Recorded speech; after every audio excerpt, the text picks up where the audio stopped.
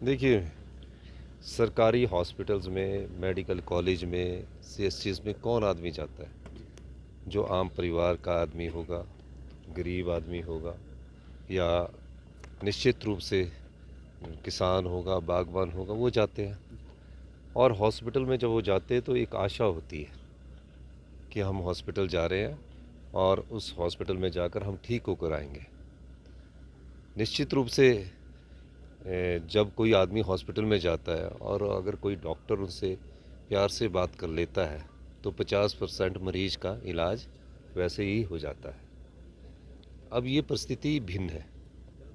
ये परिस्थिति इसलिए भिन्न है कि मैं तो जो पेशेंट उनके पास गया, ब्रोंकाइटिस का पेशेंट था, वो एक बेड पर लेट गया। और कई बार ऐसा होता है कि पेशेंट के पास खड़े होने की, बैठने की हिम्मत तक नहीं होती।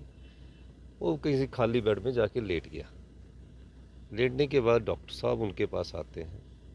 डॉक्टर साहब उनसे बात करते हैं और ये कहते हैं कि अगर उसने, आपकी उम्र क्या है, जो मैंने उनके बीच में स्कफल और आर्गूमेंट होता हुआ देखा। डॉक्टर साहब चाहते तो वहाँ से बोलते कि ये मैं यहाँ से विड्रॉ करता हूँ, अपने सीनियर के पास जाके बोलता हूँ कि आप इसका बिहेवियर देख लीजिए। वो रिएक्ट कर गए और उन्होंने उस पर हाथ उठाया। हाथ उठाने के बाद उनका जो अग्रेशन था वो अच्छा नहीं था। और निश्चित रूप से जब एग्रेशन अच्छा नहीं होता है और उस पेशेंट को वो पीट रहे हैं तो वार्ड के और डॉक्टर्स भी देखते हैं और पेशेंट भी देखते हैं।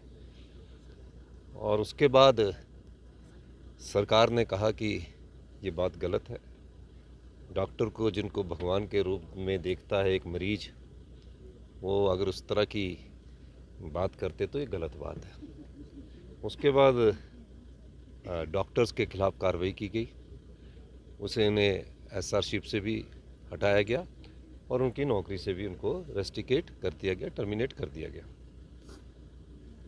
जब मैं एमएलए था तो मैं एक दिन आईजीएमसी में भी गया था। किसी पेशेंट को मिलने गया तो एक एसआर वहाँ 48 घंटे की ड्यूटी देता था। मेरे मन में आया कि एक व्यक्ति जो डॉक्टर है, जो इतनी मेहनत करता है, 48 घंटे की ड्यूटी दे रहा है, और जब मैं मुख्यमंत्री बनने का मुझे मौका मिला, मैंने सीनियर्स डॉक्टर से भी बात की, इंटरेक्शंस की। आईजीएमसी के जो फैकल्टी के डॉक्टर्स थे, हमारे कुछ उसमें साथी भी थे, मित्र भी है, दोस्त भी है। और उनके बाद मैंने कहा कि 48 घंटे की ड्यूटी एसआरशिप को नहीं चाहिए। हमने उसको घटाकर 12 घंटे किया ताकि वो स्ट्रेस फ्री रहे। और स्ट्रेस फ्री का मतलब है कि वो मरीजों से प्यार से बात करे। और उसके बाद उनका स्टाइफंड जो 65,000 से बढ़ाकर 1 लाख किया। ऐसा डॉक्टर नहीं आए मेरे पास ये मांग करने कि हमको 48 घंटे से 12 घंटे कर दीजिए। स्टाइफंड बढ़ाने भी नहीं आए। सीनियर्स थे। इंटरेक्शन के दौरान मैंने पाया कि डॉक्टर को स्ट्रेस फ्री होना चाहिए और इस ढंग से हमने नियुक्तियाँ भी उसमें करनी शुरू की और हमने 12 घंटे की ड्यूटी भी दी। उसके बाद भी वो डॉक्टर इस प्रकार का बिहेव करता है, जो बड़ी चिंताजनक बात है। यहाँ ही बात ख़त्म नहीं हुई। फिर मैंने कुछ डॉक्टर एसोसिएशन से मुझसे टाइम मांगा और कहा कि मैंने उनको कहा कि मैं अभी जा रहा हूँ, 27 तारीख को मैं आपको मिलूँगा।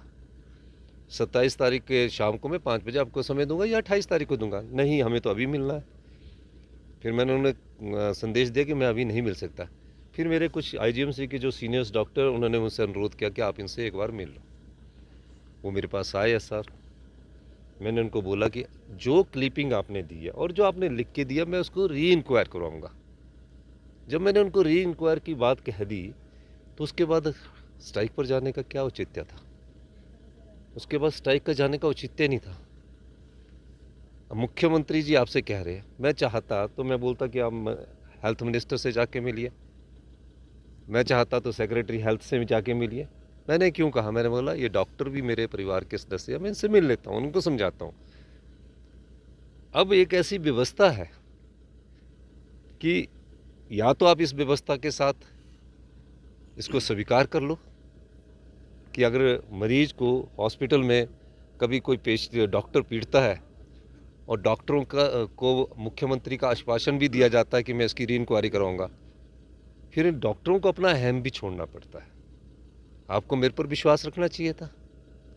आप अहम ना छोड़कर हड़ताल पर चले गए। हड़ताल पर जाने का औचित्य क्या है? मुख्यमंत्री ने आपको कहा है तो उसका उनके मन में किसी डॉक्टर के करियर को बर्बाद करना नहीं है उद्देश्य। वो भी मेरे परिवार के लोग हैं, वो हमारे परिवार के लोग हैं। लेकिन क्या आप जब मुख्यमंत्री जी की ही बात नहीं सुनना चाहते और आप हड़ताल पर ही रहना चाहते तो क्या कर सकते हैं उसमें? कुछ कर सकते हैं? और पूरे प्रदेश में मैं उन डॉक्टरों का धन्यवाद करना चाहता हूँ कि टांडा के एक डॉक्टर एसोसिएशन, उन्होंने बहुत अच्छा कहा कि हमारे डॉक्टर ने गलती की है। अब अगर गलती ये बार बार हॉस्पिटल्स में होती रही तो मरीज़ तो बेचारा कोई आएगा नहीं। पैसे वाले मरीज़ तो बड़े बड़े हॉस्पिटलों में चले जाते हैं, जिनके पास पैसा होता है वो तो बड़े हॉस्पिटलों में चलते हैं। आम आदमी आता ना, तो थोड़ा डॉक्टरों को समझना चाहिए। और निश्चित रूप से उन्हें अपना अहम यंग है, पढ़ रहे हैं, उनको उसको त्यागना पड़ेगा। और मैं एक कह देना चाहता हूँ, हमारे लिए डॉक्टर हमारे परिवार के सदस्य है और जो मरीज़ है वो भी हमारे परिवार के सदस्य है। अगर वो चाहते हैं कि आगे कुछ बातचीत हो तो कल वो सारे डॉक्टरों से मेरा अनुरोध रहेगा। मैं आपका परिवार के मुखिया होने के नाते ये बोलना चाहता हूँ कि आप कल से अपनी स्ट्राइक कॉल ऑफ करें और ज्वाइन करें। और मैं ये भी कहना चाहता हूँ कि मैं आईजीएमसी के सीनियर डॉक्टर्स को बुलाऊंगा, उनसे चर्चा करूंगा और जिस इंक्वायरी पर उनको सस्पेंशन हुआ, दो प्रकार से उनका, एक एसआरशिप से उनका निकाला गया और एक उनको नौकरी से निकाला गया। सरकार की कई प्रकार से रिव्यू होती है, इसमें कोई ऐसा नहीं होता। एक बार महसूस करता है, डॉक्टर भी महसूस करता है, सज़ा मिलती है, दुख होता है, उसके बाद आगे बढ़ा जाता है। ये नहीं है कि किसी चीज़ में रिजिड ही रहना होता है। तो इस दृष्टिकोण से उन्हें पहले स्ट्राइक कॉल ऑफ करें। और मैं और डॉक्टरों से भी कहना चाहता हूँ कि आप अपने ध्यान दीजिए, आपकी प्रोटेक्शन का दायित्व भी मेरा है। जो लोग उन्हें थ्रेट करते हैं डॉक्टर्स को, जो लोग उन्हें डराते हैं, उनको सुरक्षा देना मेरा दायित्व बनता है। वो भी मेरे परिवार के सदस्य हैं।